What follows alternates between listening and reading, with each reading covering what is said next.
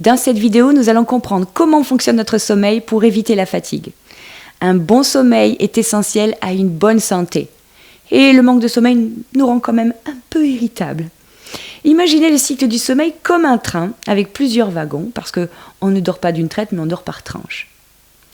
Le premier wagon, le cycle commence par l'endormissement, les signes d'endormissement, qui sont les paupières lourdes, la perte d'attention, etc. Si on néglige ces signes d'endormissement ou si on rate cette étape, impossible de prendre le train en marche, il va falloir attendre le suivant. Et l'envie de dormir, elle s'estompe au bout d'une vingtaine de minutes. Il faut savoir qu'elle reviendra qu'au bout de 50 minutes chez le nourrisson, au bout de 70 minutes chez l'enfant jusqu'à 3 ans.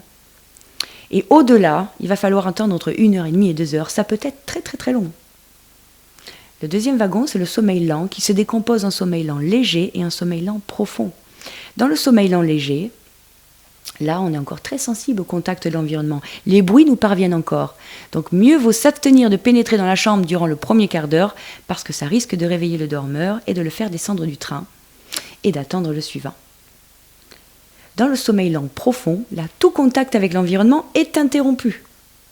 C'est à ce moment-là que peuvent survenir des épisodes de somniloquie, qui est de parler en dormant, ou de somnambulisme, qui est de marcher en dormant.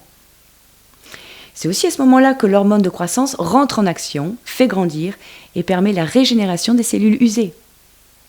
Il est à noter que l'utilisation de somnifères réduit la quantité et la qualité de ce sommeil lent profond qui est un sommeil réparateur. Dans le sommeil paradoxal, le prochain wagon, c'est là où se produisent les rêves.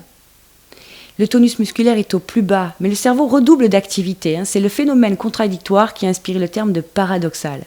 Là, le cerveau recharge ses batteries et il organise toutes les informations reçues dans la journée. Donc dire qu'on retient mieux une leçon le soir en la relisant avant de se coucher n'est donc certainement pas une légende.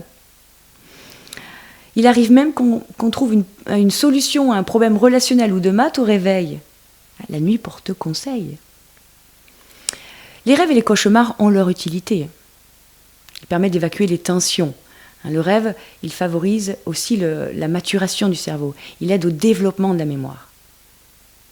Alors les cycles s'enchaînent, mais entre chacun d'eux se situe une courte de période qu'on appelle la période de latence. C'est une période, là, assez courte. Soit on change de position, soit on a le sommeil nécessaire et on se réveille. Soit on se met à penser, à cogiter, mais attention à ce que ça ne dure pas très longtemps, parce qu'on risque de rater le train suivant.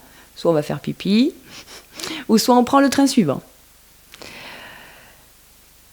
Donc, pour éviter la fatigue, soyez attentifs aux signes de votre corps, aux signes d'endormissement. Respectez votre rythme biologique. Essayez de vous coucher à des heures plutôt régulières.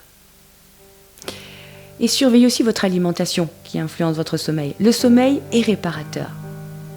Je rajouterai que les rires et le sommeil sont les meilleurs remèdes du monde. J'espère que vous avez apprécié la vidéo.